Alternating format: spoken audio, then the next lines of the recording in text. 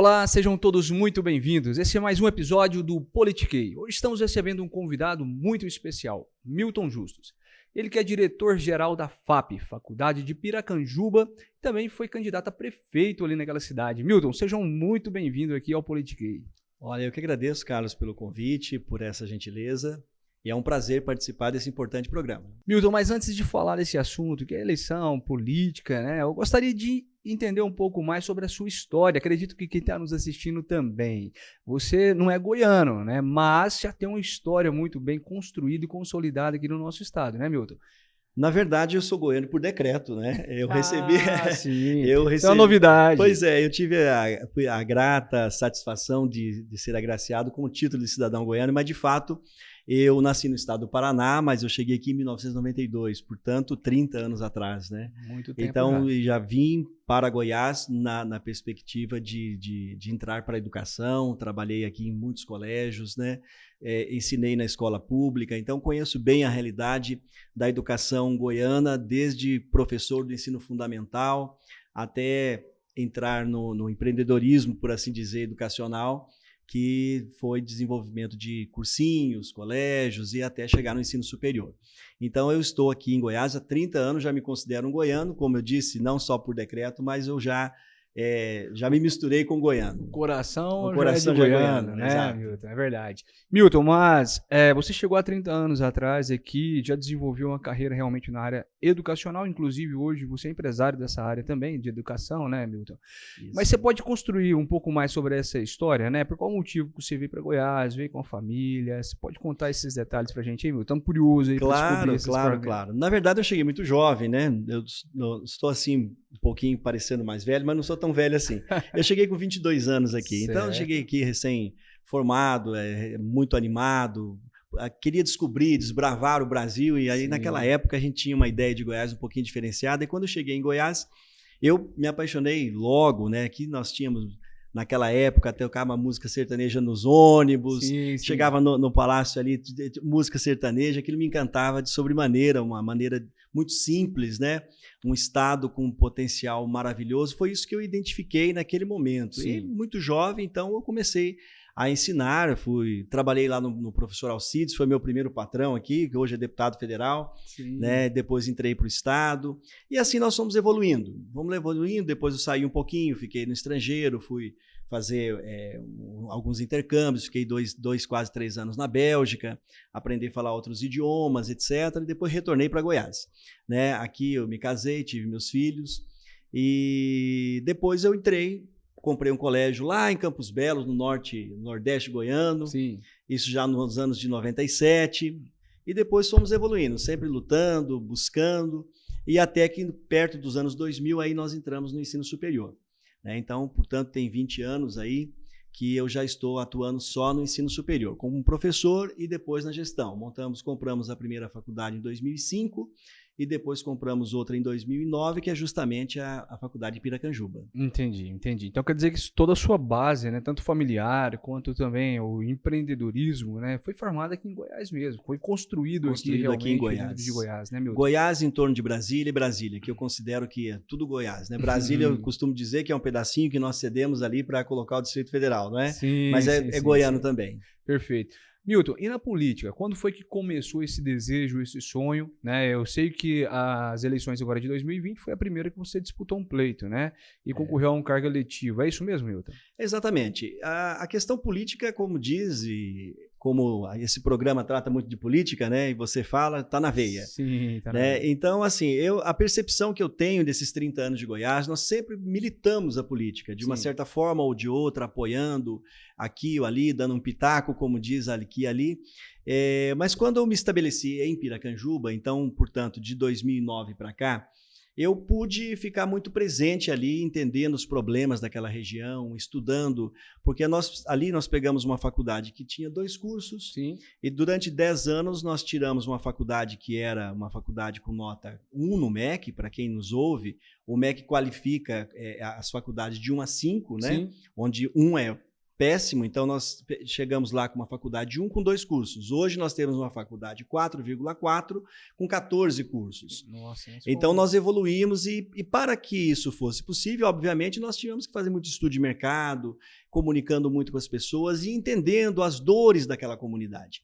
E ao longo disso, participando de entra um prefeito, sai outro prefeito, entra outro prefeito, os problemas continuaram os mesmos. Então eu entendi, naquele momento, que nós podíamos, com a nossa expertise, que nós humildemente adquirimos ao longo de uma caminhada de 30 anos, trabalhando, estudando, observando, e também sou da academia, que podíamos dar uma contribuição maior. Então, nesse espírito, eu resolvi entrar para a política partidária, né? Naquela época, eu me filiei ao Cidadania e disputei o pleito, numa propositura completamente diferente do que está posto aí.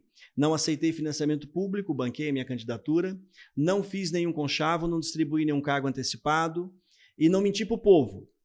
Então, as nossas dificuldades foram essas, porque ainda o povo talvez não esteja preparado para esse tipo de política, lamentavelmente. E é assim que eu acredito na política, com financiamento próprio, né, e você olhando no olho das pessoas e fazendo compromisso. Então, e veio a questão da pandemia, naturalmente. Uhum. A pandemia eu, como disse, de 2009 até as eleições, eu trabalhei muito. Então, não era de frequentar ali a sociedade, não era de ir no bar. Ali eu costumo dizer que nem na igreja, porque a igreja fica dentro da faculdade. Nós temos uma capela onde nós rezamos dentro da faculdade. Entendi. Então, assim, eu não era uma figura exposta e as pessoas, então, tinham um certo distanciamento. Falaram, aquele lá é o dono da faculdade, e aí a oposição fala, aquele lá é o rico, aqui é o pobre, aquele anda de carro, a gente anda a pé. Então, sabe como é que é esse jogo político medíocre, né, que acontece no país inteiro. Então, eu tive essa dificuldade com a pandemia. E chegamos muito próximo, e eu fiquei muito satisfeito, embora saí derrotado em votos, nós saímos gigante em propostas. Porque todas as nossas propostas hoje, a gente anda na cidade de cabeça erguida e as pessoas dizem, não votei em você, mas me arrependi. Então, isso traz uma certa satisfação no sentido de que nós acertamos, né? E que Deus, ele traz aí os momentos, ele permite os momentos da nossa vida, e não foi o momento que nós ganharmos a eleição, e agora vamos arriscar de novo. Ô Milton, mas você considera isso realmente como uma derrota? Até porque existe um capital político muito grande dessas eleições que você disputou em 2020, né? E, além disso, né, o número de votos também foi surpreendente. Eu sei que o primeiro colocado terminou com 26% dos votos, você terminou com acho que 20% dos votos. Então não foi uma diferença assim tão grande, né, Milton? Aliás, foi até um pouco mais de 20%. Na verdade, perdemos por 700 votos.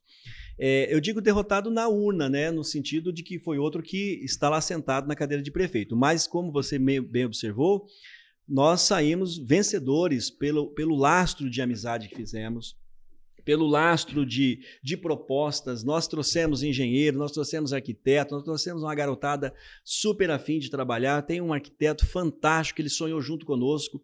Então, nós pudemos sentar numa mesa como essa e discutir a cidade. Certo. E encantamos as pessoas. Então, eu banquei minha candidatura e foi uma candidatura que não faltou nada, mas foi uma candidatura ali enxuta, sem distribuição de dinheiro, sem distribuição de cargos, sem conchavos. Se nós chegássemos à prefeitura, nós conseguiríamos realizar por duas razões.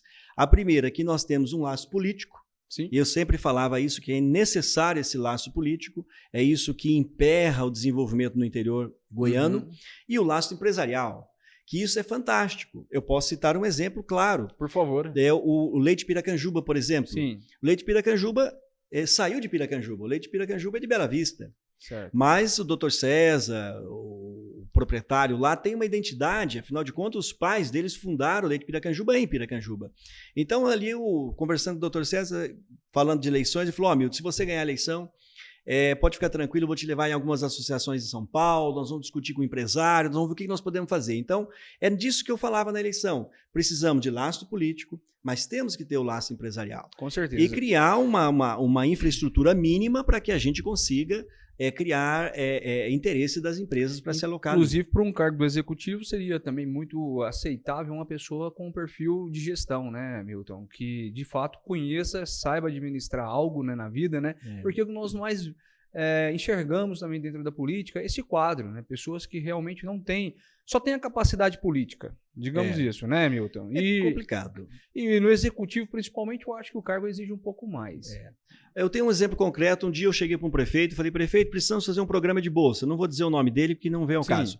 Prefeito, não, vamos fazer, legal. Falei: quantas bolsas você pode contribuir para a comunidade? Não, 50 bolsas, bacana, ok.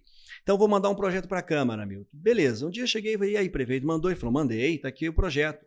50 bolsas. Eu falei: prefeito, por que você não mandou um projeto de 1000 bolsas? Né? Não, mas por quê? Eu falei: não, hoje você pode pagar 50, daqui 6 meses você pode aumentar para 100, para 150, as circunstâncias políticas mudam, você briga com a Câmara e não consegue aprovar mais uma bolsa. Então, assim, o pensamento nosso de gestor, ele é sempre na frente, 10, 20, 30 anos para frente. E esse é um gargalo, na minha opinião, na minha humilde opinião, que o nosso gestor público tem hoje. Ele só olha aqui, vai fazer uma licitação para uma quadra, faz licitação para 10. Depois ele vai colocando, vai implementando na medida que os recursos cheguem. Então, acho que esse dinamismo do empresariado é muito útil no mundo político. E é isso que eu tento oferecer nas minhas propostas. Perfeito. Milton, hoje você já não vive mais em Piracanjuba, né? Você pode explicar, então, hoje como é que tá a vida, né? Essa transição que foi feita aí. Eu sei de uma transição, mas eu quero te deixar à vontade para nos dizer um pouco mais sobre isso. É engraçado. O pessoal fala que eu mudei de Piracanjuba. Nosso maior negócio continua em Piracanjuba, que é a Faculdade de Piracanjuba. Eu tenho residência lá, né? Nossa família está lá. Só eu e minha esposa que aceitamos um novo desafio. Sim. Que foi justamente uma composição. Eu sou presidente, nós somos instituidores de uma fundação que carrega o nome da nossa família, que é a Fundação Justus, e a Fundação Justus fez uma parceria de concessão com a Fundação Educacional de Jataí. Perfeito. Isso foi tudo alinhavado com muito cuidado juridicamente no ano passado. Sim. E aí esse ano nós assumimos de fato a gestão de uma escola tradicionalíssima, que é o CESUT, uma faculdade de Direito, que pertence à Fundação Educacional de Jataí, em Jataí. Acabamos também comprando um colégio lá, um colégio que tem 28 anos de tradição, que é o Colégio Ângulo, que hoje também pertence à Fundação Justus. E também fomos concessionários ali para a implantação do curso de medicina. Então, obviamente, com 3 eixos diferentes de atuação complexa, de muita responsabilidade, hoje o nosso tempo maior está em Jataí. Entendi. Então, claro, compramos residência lá em Jataí, estou trabalhando segunda, terça, quarta, quinta-feira eu volto para Piracanjuba, mas continuo me sentindo piracanjubense, tenho o título de cidadão piracanjubense, né? Sim. E, então, assim, como você bem disse no início, a gente está numa caminhada de pré-candidatura para a Assembleia Legislativa e gostaria de representar bem Piracanjuba, né, que é onde nós estudamos. E, claro, hoje eu me apresento também como um representante de Jataí. Digamos que Jataí e Piracanjuba são privilegiados para ter um pouquinho ali de cada um do Milton. Se Deus quiser, se Deus quiser. Mas bacana. Agora falando especificamente sobre essas eleições agora desse ano, né, Milton? Preparado para isso aí, para esse mais um embate, né? Além de muito vigor, o que mais nós podemos esperar do Milton aí nesse processo? Eu acho que preparado ninguém está, não é? Mas você quem está dizendo, né? Preparado, eu achei que estava. Não, mas a gente pensa que está, mas na verdade é um desafio muito grande. A gente fala em 30 dias vamos visitar 40 cidades, então é muito trabalho. Mas agora o que eu queria dizer é que a disposição para estar preparado é muito grande. Eu não tenho medo de trabalhar 10, 12, 14 horas por dia, 16 horas por dia. Vamos visitar 40 cidades em 30 dias. Então, essa determinação, a vontade, o vigor, para isso nós temos. Então, é nesse espírito que eu me apresento como pré-candidato pelo PDT. O PDT é um partido que me encanta porque é um dos únicos partidos, dos mais de 40 partidos, que apresenta no seu conteúdo programático um programa nacional de desenvolvimento, através do nosso candidato a presidente da República, Ciro Gomes. Sim. E, assim, eu não estou dizendo que é o melhor para o Brasil, vamos dizer assim, mas não vejo outro que apresente um programa similar, que documentasse isso e que exponha, e está aqui o meu programa, o meu projeto para o Brasil. Então, eu gostaria que todos os candidatos à presidência pudessem apresentar o seu projeto nacional de desenvolvimento, e não existe. Então, nós estamos com o Ciro Gomes, estou no PDT com muita tranquilidade, as nossas lideranças estaduais, que a deputada Flávia é uma referência, hoje é uma das grandes lideranças goianas no Congresso Nacional, Dr. Jorge, nosso presidente estadual, também é uma pessoa que a gente tem um lastro muito grande.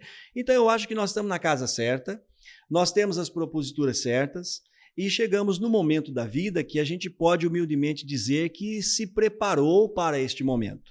Até ontem participei de um programa similar com o seu, Sim. Um programa muito bom como esse, lá na cidade de Jataí, e uma pessoa telefonou, mas você quer ser candidato a deputado por Jataí, você chegou esse ano em Jataí? Eu falei, não, eu não sou candidato por Jataí, eu sou candidato pelo estado de Goiás, e se Jataí me der a honra de representá-lo, eu farei com toda a tranquilidade do mundo e não vou envergonhá-los, né? Porque a gente gosta de trabalhar e o meu compromisso com Jataí é permanecer 30 anos lá no mínimo. Né? Então, aí essa é a concessão. E o empresário realmente sempre faz projetos ali a longo prazo, né, Milton? Eu não acredito também que os seus planos sejam diferentes, né? Até por base na história que você já construiu até agora em Goiás, com muito respeito, né? A história goiana, principalmente para os goianos, e principalmente gerando muitos empregos, formando muitas pessoas, dando oportunidade realmente aí e acesso à educação para os nossos cidadãos. Então, isso é realmente importante. Falando nisso, vamos falar um pouco sobre essa bandeira, né? É claro, vindo dessa área, uma das principais bandeiras sua é a educação, né, Milton? Você, de fato, acredita que a educação é a ferramenta necessária para transformar o Brasil ou não? Esse não é nenhum pensamento, é claro que sim a resposta, mas não é um pensamento próprio meu, é um pensamento do mundo moderno. Sim. Nós podemos pegar a Finlândia, nós podemos pegar a Coreia do Sul, nós podemos pegar vários exemplos que, quando se inverte a lógica, essa lógica atrasada de olhar a educação como um acessório e achar que a educação é só investimento, achar que a educação é só salário de professor e não colocar isso num conjunto de situações, o país não avança. Uma das maiores críticas que eu faço, eu não falo, você é de esquerda e direita? Eu não sou de esquerda nem de direita, eu sou pelo Brasil, eu sou por Goiás. A esquerda acertou, errou, a direita acertou e errou. Então, a esquerda teve a oportunidade de transformar a educação brasileira e não fez. Essa é a maior crítica que eu faço.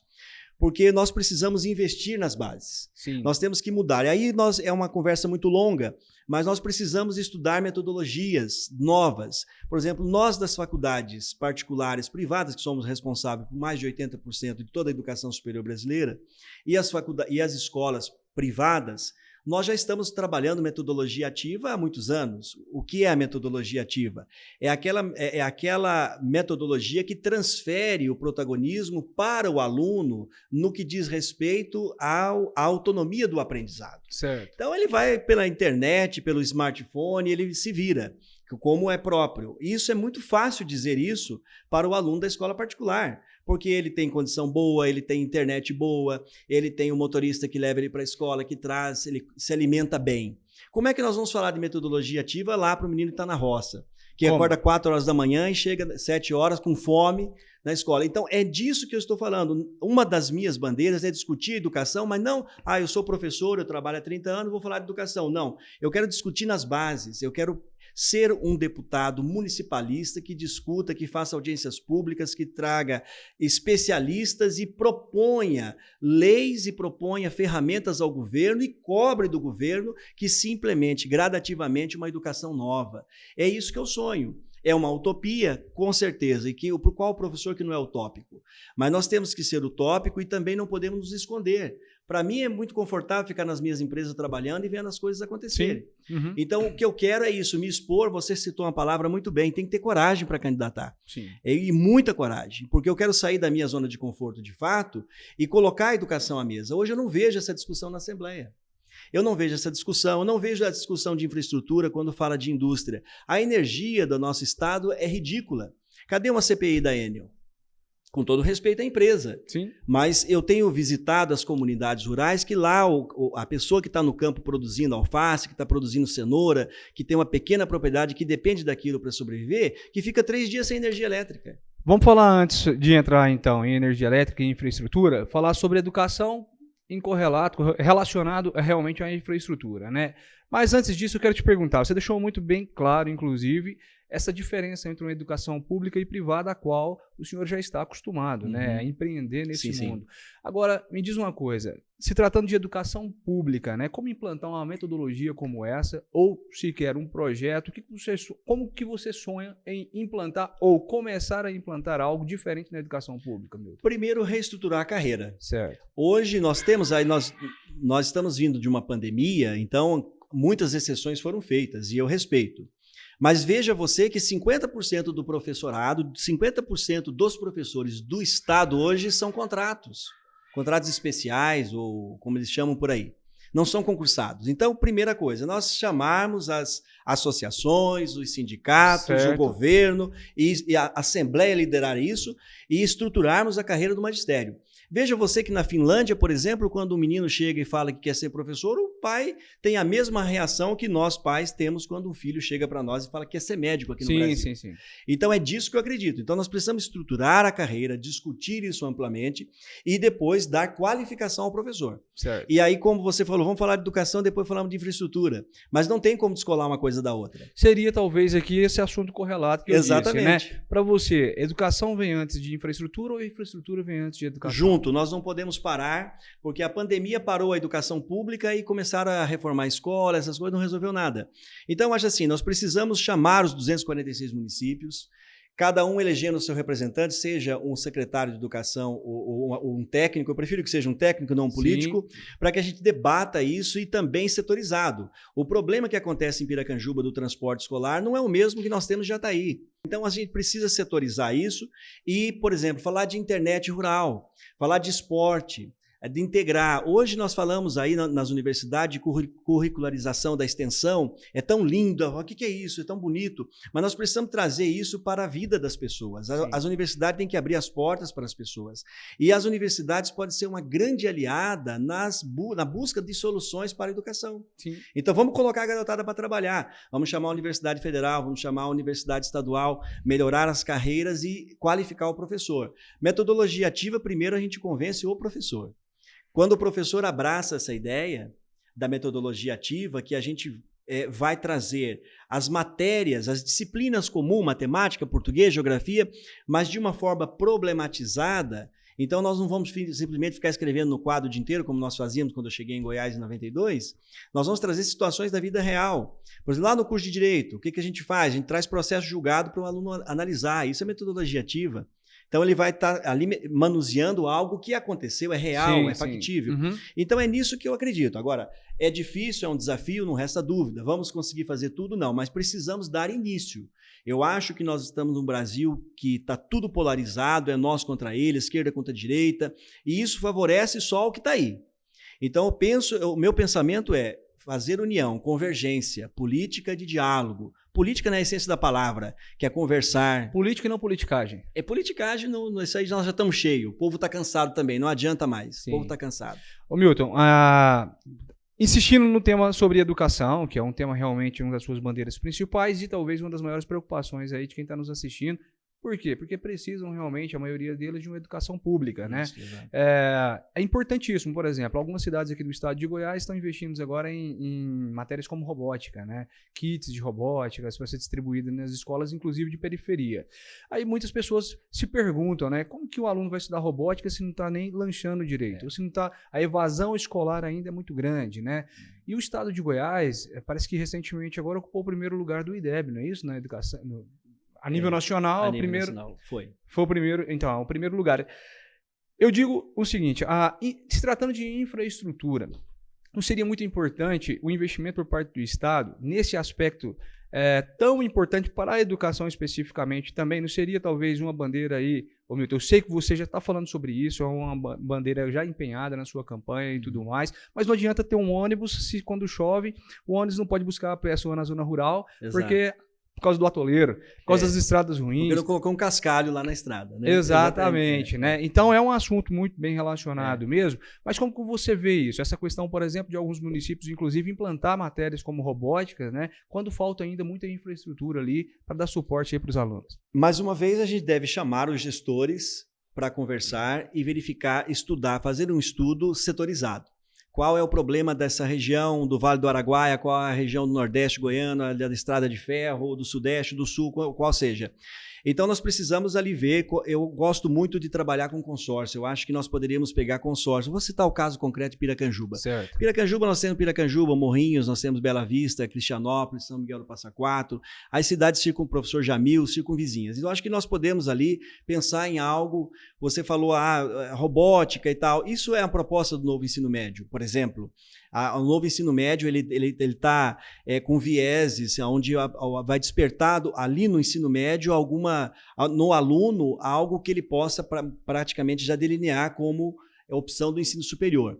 Dá para fazer uma escola dessa em cada município desse que eu disse? Não. Mas não podemos fazer pelo menos uma grande referência? Então, assim, eu acredito muito nisso. Linkando isso a uma situação muito similar, por exemplo, que não se resolve, que é um gargalo no estado de Goiás, que é o do meio ambiente, que são os lixões. Sim, sim. Que é lixo ao céu aberto o estado inteiro. Então, a mesma coisa, não se resolve porque os 246 municípios querem fazer um aterro sanitário. E é impossível. Mas se fizer o consórcio dá certo. Então, na educação, eu acho que nós podemos trabalhar isso de uma forma muito tranquila, dialogando com a Secretaria Estadual de Educação, com as secretarias municipais e destinando verbas específicas para isso. Numa eventual eleição minha, você pode ter certeza que grande parte das verbas que nos destinarem serão investidas em projetos antecipadamente demonstrado pelos municípios para a infraestrutura da educação. Certo. Então, as emendas parlamentares seriam basicamente quase todas destinadas a grande parte para esse propósito. E qual que seria um outro propósito, então? Já delineamos bem aqui esse aspecto da educação, mas qual que seria uma outra bandeira importante do seu mandato? Outra bandeira importante que eu acredito, eu tenho um lastro muito grande porque eu visito as comunidades nas zonas rurais. Certo. Nós temos assentamentos, por exemplo, em Piracanjuba, que tem 54 famílias assentadas. Sim. Um exemplo. E aí essas famílias estão todas descoordenadas. Ora todo mundo planta alface, daqui um pouco joga alface todo fora porque o alface ficou barato. Ora vão plantar todo mundo cenoura. Ou seja, o que falta para essas pessoas? Falta ali até tem uma associação que não funciona, inativa. Falta para essas pessoas um assessoramento. Eu acredito numa equipe multidisciplinar que estruture essas associações, que dê o direcionamento, que faça, aí mais uma vez a universidade. As faculdades podem se abrir através dos cursos de administração, fazer os planos de negócio e a gente direcionar a produção. Por exemplo, 54 propriedades. Se cada propriedade tiver um tanque para peixe, sim, e ali mesmo tiver uma batedoura e a gente conseguir toda a documentação, certificar e dali sair num caminhãozinho refrigerado, a filezinho de tilápia pronta, nós resolvemos o problema de manutenção dessas 54 famílias. Mas não tem água, vamos fazer um poço, vamos certificar os poços. Então são coisas factíveis. Mas você vai deputado, você não vai ter a caneta. Nós vamos ter o lastro. Certo. É isso que eu acredito. Nós vamos ter lastro, porque eu tenho certeza absoluta que se eu reunir um grupo de 10, 15 empresários, e posso citar um caso concreto. Por favor. O governador Dória, que hoje é governador, quando foi prefeito, quando ganhou a prefeitura, chamou o Albert Einstein, chamou o Sírio-Libanês e disse o seguinte, olha aqui, nós estamos com 30 mil exames de alta complexidade represados em São Paulo. Tem pessoa que precisa fazer uma ressonância que vai gastar 2, 3 anos. Vai morrer na fila e não vai fazer. O que o Albert Einstein fez e o que o Sírio-Libanês fez? Começou a atender essas pessoas da meia-noite às 4 da manhã. Em 2 meses ele tinha zerado essa fila. Então, a coisa mais linda é você ver uma pessoa humilde, uma pessoa pobre, que veio lá da periferia, entrando no Hospital Albert Einstein, entrando no Hospital Sírio-Libanês e fazendo o seu exame, como eu faço, como você faz, qualquer outra pessoa pode fazer. Então, é nisso que eu acredito, chamar empresários do bem. Existe mais pessoas do bem do que do mal. O problema é que o mal faz mais barulho. Então, nós precisamos chamar esses empresários e ir ao socorro das pessoas. Então, esta é uma bandeira. Estruturação das comunidades, sejam elas assentadas ou não, pequenas propriedades, reunir ali em associações, e já fizemos isso. Eu, junto com a Faculdade FAP, junto com o nosso departamento jurídico, já assessoramos pequenas propriedades em Bela Vista, que hoje está certificado e está ganhando dinheiro. Já são mais de 100 associados.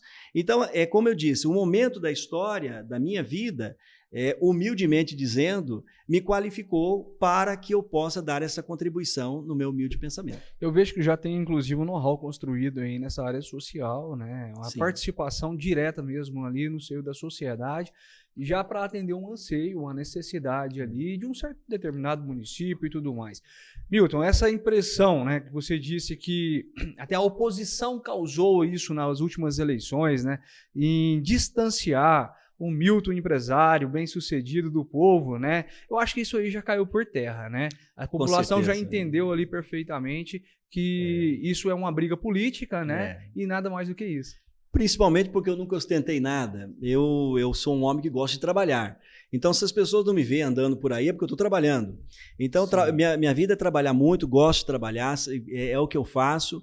E nós temos, sim, esse viés social, nós temos uma grande ação social que nós fazemos uma vez por ano. Tem 2 anos que não fazemos pelas razões óbvias, que foi a pandemia, mas nós atendemos mais de 1.000 e tantas pessoas ali em Piracanjuba, na faculdade. Já realizamos obra social agora esse ano em Jataí. Vamos trazer um jogo solidário com estrelas importantes para fazer um jogo solidário lá em Jataí. O povo gosta muito de futebol lá na cidade de Jataí, né? Então, nós vamos trazer aí o Edmundo, Marcelinho Carioca, essa turma toda para fazer. E qual é o objetivo? O objetivo é trazer a diversão para o povo, trazer a alegria para as pessoas. Entretenimento e, ao mesmo tempo, fazer um baita programa social. Traz o alimento, depois tem o antes, o durante e o após. Após, nós vamos pegar esses alimentos, vamos transformar isso em uma ação social para a entidade ou para as pessoas. Então, assim, eu gosto disso. Eu sou assistente social de formação também. Entendi. Então, eu não posso me distanciar do povo. Essa coisa do rico contra o pobre, isso é bobagem. Eu acho que a política hoje, Carlos, é isso que nós estamos fazendo aqui. Até quero te agradecer mais uma vez esse espaço, porque é muito importante que a gente possa vir e debater os temas. Sim. Você falou a questão da educação e falou do outro tema. Essa questão, por exemplo, das pequenas propriedades. Eu ontem, visitando um assentamento, conversando com um senhor simples, e ele me falando da impressão, se eu fosse um político, sabe o que eu fazia? Eu ia propor um projeto para diminuir o ICMS dos insumos para nós aqui que estamos no campo. Falei, rapaz, você acabou de desenhar um baita projeto que será uma bandeira nossa. Olha só de onde surgiu, né? Você está entendendo? É verdade. E essa conexão com o povo que está faltando para o político. É muito bonito ver nas internet os aviões dos políticos para lá e para cá, para lá e para cá. Isso para mim não me impressiona. Eu gosto de estar ouvindo o povo. Então, esse será um projeto já que nós vamos desenhar com o nosso jurídico, né? Olha só, que bacana. E para ir ao socorro dessas pessoas. Inclusive, podia batizar o projeto com o nome do autor principal. Olha, mais uma ideia boa. Vou levar essa ideia. Não é verdade? E depois fazer uma homenagem para ele dentro da Lego. Exatamente, perfeito. Ô Milton, mas eu acredito também muito na política quando se diz respeito a debate de ideias, diálogos, né? E existe, de fato, como você mesmo já disse, uma polarização muito grande hoje na política brasileira. No seu ponto de vista, até que ponto isso pode ser prejudicial, vamos dizer assim, primeiro para a saúde mental das pessoas e depois para o futuro também da nossa nação? Você falou de saúde mental, o ser humano, né, não é próprio do nosso goiano, Brasil, no mundo, nós seres humanos já estamos aí saindo com um grande problema de saúde mental que a pandemia causou. Sim. Quantas perdas, quantos de nós não conhecem um parente, um amigo querido ou amigo de um amigo que nós perdemos nessa pandemia, né? Certo. Então, assim, a gente já vem, nós empresários sofremos demais, ficamos trancados em casa, um trauma. Sim. E aí o Brasil, acho que nós precisaríamos, nesse momento, de ter paz, de que todos os políticos pudessem vir e respeitar o povo brasileiro, até mesmo respeitando essa saúde mental, e fazer um debate no campo das ideias. Olha, eu sou de esquerda, mas essa aqui é a minha proposta. Eu sou de direita, essa aqui é a minha proposta. Não, o que nós percebemos é um show de horrores hoje. Um show de horrores. Eu tenho vergonha de olhar para os presidenciáveis. E por isso que eu fiz essa opção de estar no PDT, porque, na minha humilde opinião, é o único partido que tem um programa nacional de desenvolvimento. Eu já li o livro de Ciro Gomes 1, 2, 3 vezes. Claro que não concordo com 100%, nem poderia, como disse o ministro Barroso do STF, nem podemos concordar com tudo. É bom que a gente divirja em alguma coisa. Sim. Mas, pelo menos, ali tem uma linha de pensamento. Eu concordo com a linha econômica que está proposta, eu concordo com a política nova de Petrobras. né? Não concordo com a privatização, embora eu acho boa a privatização, mas não daquilo que é estratégico para o país. Então já sou contra a privatização, mas também sou contra essa política que está aí de preço. Então acho que a gente pode buscar equilíbrio. Então, de certa medida, eu acho que a política hoje ela está sendo nociva a nós. A mim está, acho que a você também deve incomodar e as pessoas. E agora no nosso mundo real aqui, no nosso interior goiano, na nossa cidade, eu tento fazer isso que nós estamos fazendo. Levar uma política de cultura de paz. Eu chego numa casa, eu vou votar no fulano, vou votar no Bolsonaro. Parabéns, é sua decisão? Ok. Eu vou votar no Lula, não vou entrar em debate, você vai ficar em cima do muro? Não. Eu vou convencer as pessoas na medida que elas desejem ser convencidas. Milton, qual o melhor? Eu vou dizer para você qual é o melhor. O meu pensamento é esse, se me perguntar por que você vai votar nesse presidente, eu vou esclarecer. Mas vou respeitar a diversidade e cada um vai escolher. Eu acho que isso é democracia. E isso é cultura de paz. E nós estamos precisando de cultura de paz no Brasil. Certo. Essa decisão em apoiar a candidatura de Ciro Gomes, honestamente, é uma decisão por estar hoje no PDT, que é o partido onde ele é presidente nacional, ou de fato, por trás do Ciro, um plano de desenvolvimento, um plano nacional de desenvolvimento no nosso Brasil, né? Além de, claro, o Ciro ser uma pessoa realmente bem preparada, né? Com um discurso muito bem afiado, na verdade, né? E tem um histórico também muito bacana, né? Construído aqui no nosso país. Mas veio da onde mesmo? É uma estratégia política ou não? Você de fato acredita naquilo que está sendo proposto? Não, eu acredito e eu já votei no Ciro Gomes, eu pessoalmente, cidadão Milton, votei no Ciro Gomes nas eleições passadas, no primeiro turno. Me recusei a votar no segundo turno, digo isso publicamente, porque me recusei a escolher entre duas pessoas que eu não acreditava. Perfeito. E votei no Ciro Gomes e vou votar no Ciro Gomes porque eu acredito. E você falou uma coisa muito importante, Carlos. Ele é um homem preparado, tem seus problemas como todos nós temos. Quem de nós não tem? Quem de nós que já não teve aí um dissabor, quem de nós não teve um desentendimento, ainda mais no mundo político. Sim. Mas quem dos políticos pode olhar para trás, olhar no retrovisor e apresentar a vida limpa que o Ciro Gomes apresenta? Isso eu quero que... É fato. Quem já governou, quem já foi ministro, quem já foi deputado, prefeito mais jovem do Brasil, governador mais jovem do Brasil, eu conheço o Ceará profundamente. Ninguém me contou, eu já estive em escolas públicas do Ceará. A educação do Ceará já há muitos anos ela está alinhada. Claro que entra governo, sai governo, às vezes desarruma alguma coisa. Mas são referências em muitas coisas. E isso é fruto de bom trabalho. Então, eu não estou aqui defendendo que o Ciro Gomes é um santo, vai ser o salvador da pátria. Eu acho que está muito longe disso, porque não há salvador da pátria. Mas nós precisamos de uma pessoa com energia suficiente, né, que realmente seja firme nos seus posicionamentos e que tenha uma visão holística do Brasil. Ou seja, que compreenda o setor. O Ciro, ele é recebido no MIT, é recebido em Harvard com honras. Meu Deus, é desse brasileiro que eu estou falando. Eu não estou falando de um brasileiro que vai para a internet xingar a mãe de não sei quem, falar de coisas absurdas, dar pitaco em guerra alheia. Olha, o que é isso? Sim. Então, eu estou falando de uma pessoa preparadíssima que eu me sinto muito à vontade por defender e por votar. Você disse que na última eleição você se absteve do voto no segundo turno, né? Até porque o Ciro não estava presente. Olhando também o número de abstenção ali em Piracanjuba, quando o senhor disputou ali para a eleição, nós tivemos um número também significativo, né? Praticamente o número de eleitores que absteve da votação elegeria ali, com certeza ali, um prefeito ali em Piracanjuba nessas eleições que o senhor participou, não é verdade? Mas nós tínhamos ali 5 candidatos disputando uma vaga para prefeito, né? Por que o tamanho abstenção? O povo realmente não estava confiando ou acreditando em nenhuma das personalidades que ali estavam dispostas, né, e concorrendo àquele cargo? Ou não? Foi um fator mais provocado por conta da pandemia, por exemplo, e tudo mais, Milton? Carlos, a divisão em Piracanjuba foi provocada pela política local que perpetua lá. Sim. Lá, né, com exceção do Amaury Ribeiro, que foi um ponto fora da curva, que se candidatou sozinho e ganhou a eleição lá. Hoje é deputado do estado de Goiás, por Piracanjuba e outras cidades. Tirando o Amaury Ribeiro, os demais ali faz parte do mesmo grupo. Então, e esse que entrou também faz parte dessa política antiga ali. Então, a divisão foi causada como uma estratégia justamente para nos derrotar. Pela primeira vez na história de Piracanjuba, tivemos 5 candidatos. Sim. Então, esse é o primeiro aspecto. E aí, isso causou, de fato, você está certo, uma confusão na cabeça do eleitor. Esse povo está brigando, não vale a pena nem votar. Talvez essa seja uma das situações. Dos motivos, né? E a outra situação óbvia é a pandemia. Né? Os idosos, as pessoas ficaram muito receiosas, nós estávamos vivendo ali um momento muito delicado, ainda não tínhamos a vacina. Sim. Né? Então, assim, isso aí eu acho que foi o fator primordial também, né? Da abstenção. Esse número elevado, né? Abstenção. Exato. Voltando para o assunto eleições, como que você avalia hoje o governo, por exemplo, de Ronaldo Caiado aqui em Goiás? Olha, eu acho que o governo, como eu disse, eu não acredito em salvadores da pátria, eu não acredito nessas coisas de populismo.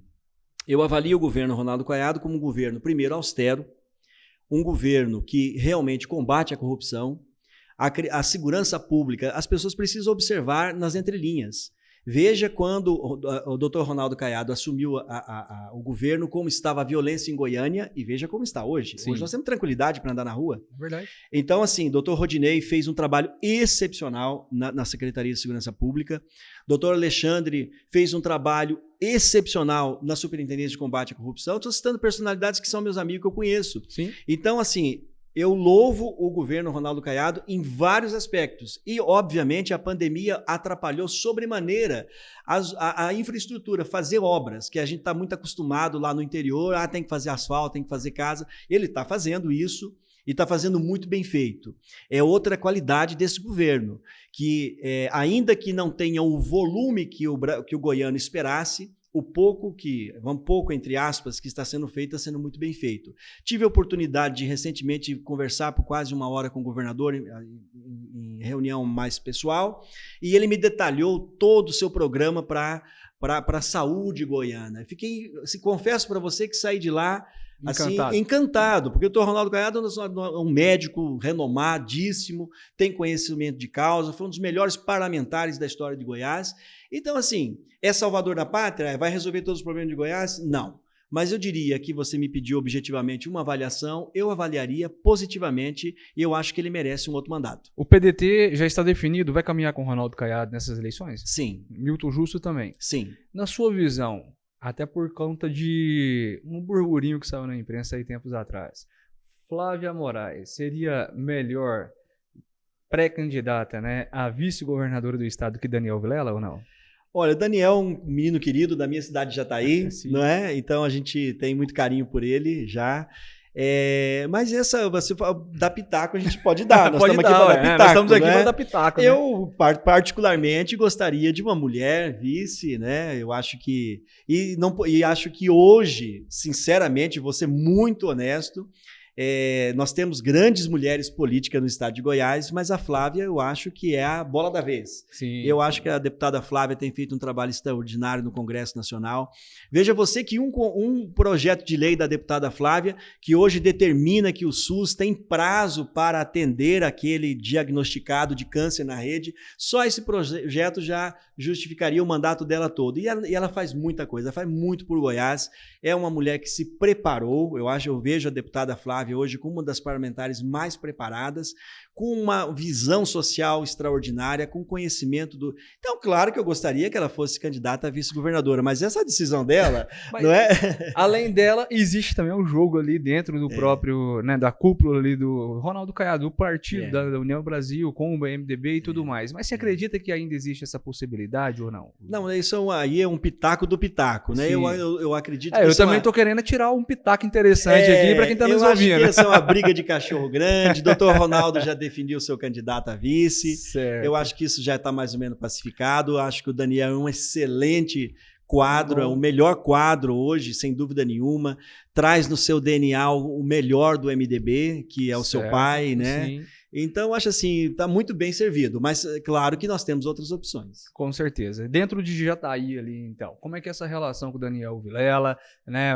Você está se sentindo já em casa ali dentro daquela cidade e tudo mais? Olha, o Daniel já tive a oportunidade de conversar 2, 3 vezes com o Daniel, estivemos junto com o governador, e ele diz assim, Milton, seja muito bem-vindo a Jataí, eu estou junto com vocês para o projeto de medicina, quero ajudar a desenvolver minha cidade, então estou muito satisfeito. Hoje esse é o grupo. É um bom parceiro? É um parceiro. Eu acho que nós somos parceiro de quem quer o desenvolvimento. Eu sou parceiro de qualquer um. Eu posso elogiar aqui publicamente nosso querido delegado Valdir, que esteve aqui com você, Sim. Que é pré-candidato ao Senado da República, tomara que ganhe. Mas é o outro lá da base, não interessa. Nós precisamos de gente que tenha sensibilidade e que vai compor conosco para ajudar os problemas ali na frente. Perfeito. Então, assim, esse grupo que está apoiando o Dr. Ronaldo Caiado, que são 12 partidos, dentre eles o MDB, nós estamos ali, nós somos do PDT, estamos juntos.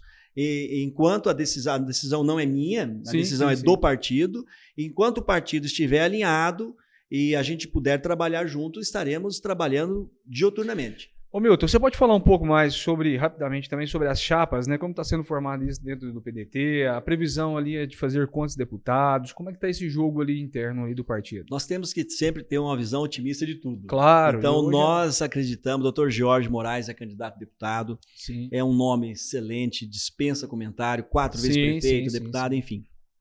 Tem um trabalho social extraordinário, deve ser um campeão de voto, na minha humilde opinião. Sim. E vai ser nosso puxador de votos e a gente espera fazer 3 deputados estaduais. Perfeito. E eu espero estar no meio deles. E deputado federal também nós queremos ampliar, né? A deputada Flávia também é uma campeã de votos. Hoje nós temos aí a doutora Cristina, nós temos o Marcos, nós temos tantos outros candidatos novos, né? Aí a deputado federal, e que a gente vai trabalhar e torcer para que faça pelo menos 2 também, para ampliar essa base no Congresso, ampliar a base na Assembleia e, com isso, fortalecer o partido para que a gente faça frente às demandas, como sente à mesa, como gente grande. Sim. E a gente só faz isso fortalecendo. Se Deus quiser, o Valdir aí vai também ser o próximo senador e vai ajudar a compor, embora é outro partido, mas a gente trabalha juntos. Perfeito. Pessoal, você que está nos assistindo, está gostando da conversa? Então não esqueça de compartilhar isso aí no grupo da família, junto com os amigos, tá bem? Não esqueça de se inscrever em nosso canal aqui no YouTube.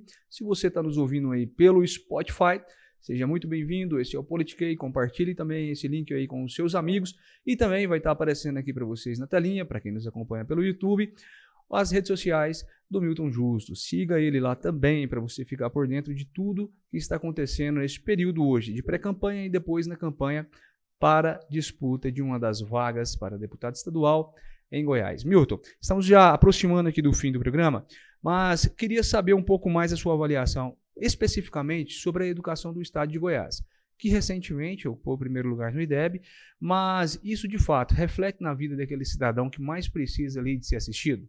Qual que é a sua opinião a respeito sobre isso? Não, eu acho que ainda há um distanciamento significativo das escolas rurais, principalmente, desse aluno que eu conheço os casos que levanta 4 horas da manhã.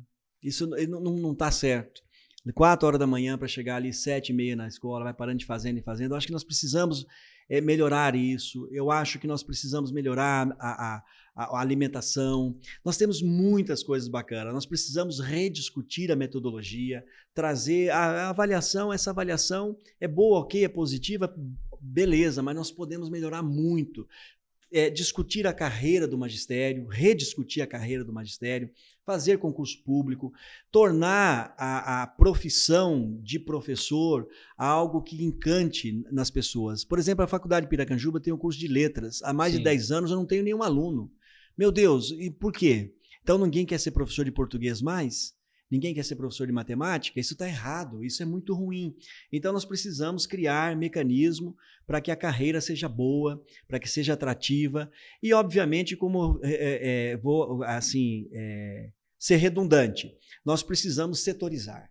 Nós precisamos discutir, eu não concordo com a política do Ministério da Educação, que é linear. Sim. Então, baixa uma portaria para o Brasil inteiro. Não funciona, não vai funcionar nunca. Não, essa é a metodologia para o Brasil inteiro, não funciona. Então, até o idioma é diferente. Sim. A gente tem as regionalidades. Então, acho assim, vamos setorizar, vamos mapear todos esses problemas, sentar à mesa e discutir. Eu acho que nós podemos avançar muito na educação e transformar a nossa educação de excelência, preparando o nosso menino com habilidade e competência para chegar ali na faculdade melhor preparado. Certo. É inevitável que o estado de Goiás, na gestão de Ronaldo Caiado, mesmo dentro de uma pandemia, avançou em muitos setores. Segurança, como você já citou, foi um grande, realmente, ali, revolução que nós vivemos, né? Frente à secretaria estava o Dr. Rodney, né, que esteve aqui, inclusive, presente. Vocês vão ter a oportunidade de acompanhar esse episódio com o Dr. Rodney. Está aqui o link também para vocês poderem acompanhar. No entanto, você acha ou acredita, né, que Caiado, mesmo assim, terá dificuldades aí em emplacar uma eleição já no primeiro turno ou não?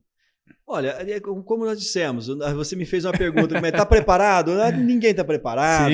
Sim. Quem tem que estar preparado é o povo. Apenas uma opinião política. Uma opinião né? política. Eu acho muito delicada.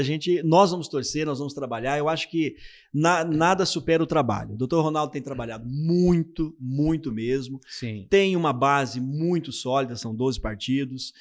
Já está todo mundo no estado articulado. Claro, o prós, o contra, eu não gosto, eu gosto. Bom, mas nós vamos trabalhar para o estado. O que é melhor para o estado nesse momento? Na minha humilde opinião, é a reeleição do Dr. Ronaldo Caiado. Mas as dificuldades serão imensas, porque, como nós estamos dizendo, a gente está saindo de uma pandemia, as pessoas estão acostumadas, às vezes, com um estilo de um governador que ficou aí muito tempo e tal, e às vezes começa a comparar. Mas acho que se a gente comparar qualidade, aí esse governo ganha no primeiro turno.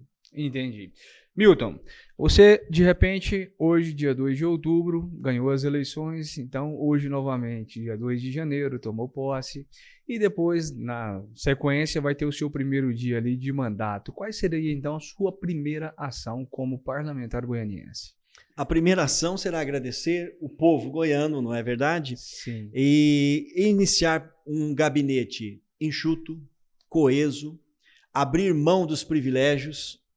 Primeiro a gente faz política dando exemplo. Nós acabamos de falar do Ciro Gomes e olhamos para o retrovisor. Sim. Então, acho assim, abrir mão do privilégio, colocar um gabinete técnico, né, que comece a trabalhar todos esses projetos. Quem que vai trabalhar os projetos que nós vamos apresentar para o pequeno produtor? Na educação, qual a equipe que nós... Eu acredito o trabalho em equipe. Eu quero liderar uma equipe. Eu não vou ser deputado de mim mesmo. Perfeito. Bater deputado, usar o terninho ali, ficar desfilando, isso para mim não interessa, eu não tenho essa vaidade. Eu quero liderar uma equipe de jovens, competentes e com outros que não são tão jovens que tenham a colaborar. Então, nesse espírito, podem contar que a partir do dia 2 de janeiro, se nós chegarmos lá, nós vamos trabalhar como uma empresa. Nós vamos trabalhar diuturnamente para apresentar projetos sólidos e propositivos a quem seja o governador, a quem seja os secretários. E vamos estar lá para defender o que é bom para o povo goiano. Bacana. E que seja uma empresa, então, com a sensibilidade popular muito grande e aguçada, né? Porque é disso que realmente nós, como população goianiense, precisamos. Parlamentar com esse senso crítico mesmo ali das necessidades hoje da população. E falando em necessidade da população, até para nós encerrarmos com chave de ouro, né? Hoje Goiás, como o Brasil inteiro, sofre muito com o aumento do preço dos alimentos e especificamente do combustível. Goiás, hoje nós temos aí um ICMS elevado, né, quando se trata de combustível e tudo mais. Bom, eu sei que não é uma função do deputado, mas eu queria ouvir, então, o teu pitaco político também a respeito disso aí. Houve uma falha por parte de gestão, por parte do governador Ronaldo Caiado, quando prometeu reduzir, né, a alíquota de ICMS dos combustíveis e não o fez, né, ou não? Você acha que realmente ali há muitos outros fatores envolvidos nisso e não implica necessariamente só o ICMS de Goiás?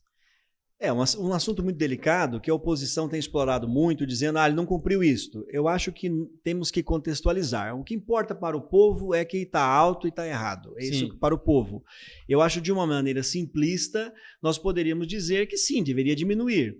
Mas o cálculo não é bem esse. O cálculo é ver como que o Estado estava naquele momento, se era possível abrir mão de receita, se isso tinha legalidade para tanto. Então é uma série de fatores. Se sou eu o governador, eu poderia dar um pitaco que eu tentaria diminuir de qualquer maneira. Como eu disse agora sobre a política de preço da Petrobras. Então eu acho que muito mais do que simplesmente dar uma canetada no ICMS e ter um problema ali com o Tribunal de Contas, eu acho que os governadores precisam pressionar o presidente da República, seja quem estiver de plantão, para que mude a política de preço da Petrobras, porque tudo está dolarizado e nós pagamos em real. Isso é uma coisa simples de ser feita, não é complexo. Então, mudar a política de preço da Petrobras e sim, nossa Conab, cadê a Conab, cadê as reservas do governo de alimento que tanto socorreu as pessoas no passado? Aonde que está isso? Então, talvez alguns subsídios nesse sentido para subsidiar impostos para uma categoria da população seria uma grande alternativa. Ou seja, que as pessoas se organizem em associações, em pequenas associações, associação de morador no bairro mesmo, e ali possam comprar um alimento mais subsidiado, pelo menos daqueles itens da cesta básica primordial. Então, eu acredito nisso, e isso sim é um projeto que nós podemos passar pela Lego, propor e levar até o governador. Então, essa disposição nós temos. Na verdade, até o projeto realmente para a redução da alíquota do ICMS. Exatamente. Pode ser passado pela Lega. A questão é que realmente ali existe uma pressão política muito grande. Também, volto a dizer, respeitando, claro, um orçamento também do Estado. Como você mesmo disse, tem que avaliar a situação ali nos pormenores. Exatamente. Né, pessoal, esse é Milton Justus. Milton, quero agradecer, muito obrigado mesmo pela tua participação. Não é momento de pedir voto, mas você pode pedir o apoio de quem está nos assistindo. Então fique à vontade aí para se despedir do nosso público. Muito obrigado, Carlos. Muito obrigado. E para vocês que estão nos assistindo, nos ouvindo, eu realmente peço o apoio para estas ideias, né? Eu acho que nós precisamos multiplicar as ideias, nós precisamos difundir isso, nós precisamos acreditar na política, o jovem que tem 16 anos, 17 anos, nós precisamos nos envolver, porque isso é o futuro, nada se resolve sem a política. A gente está um pouco assim, meio ressentido até com o comportamento das pessoas, mas vamos analisar o perfil dos candidatos, olhar no olho das pessoas e verificar aqueles que têm condições de cumprir minimamente aquilo que promete. Então, eu estou fazendo um compromisso com o povo goiano de quando, se chegar na Lego, cumprir tudo isso e defender o povo goiano. Então, deixo aqui meu abraço, meus agradecimentos e que Deus abençoe a nós e a todos vocês que estão nos assistindo. Gostou? Então deixe aqui no comentário a sua avaliação, a sua opinião, sua crítica a respeito desse episódio, das pautas que foram aqui discutidas, do perfil do pré-candidato a deputado estadual Milton Justus. Não esqueça de se inscrever em nosso canal no YouTube, também estará disponível no Spotify e de compartilhar esse conteúdo aí com todos os seus amigos, familiares. Vamos falar sobre política, pessoal. Vamos aprender cada dia mais a analisar o perfil de cada um desses grandes homens que estão se colocando à disposição aí no nosso estado. Fique atento aí aos próximos episódios. A você que está conosco até agora, muito obrigado e até a próxima.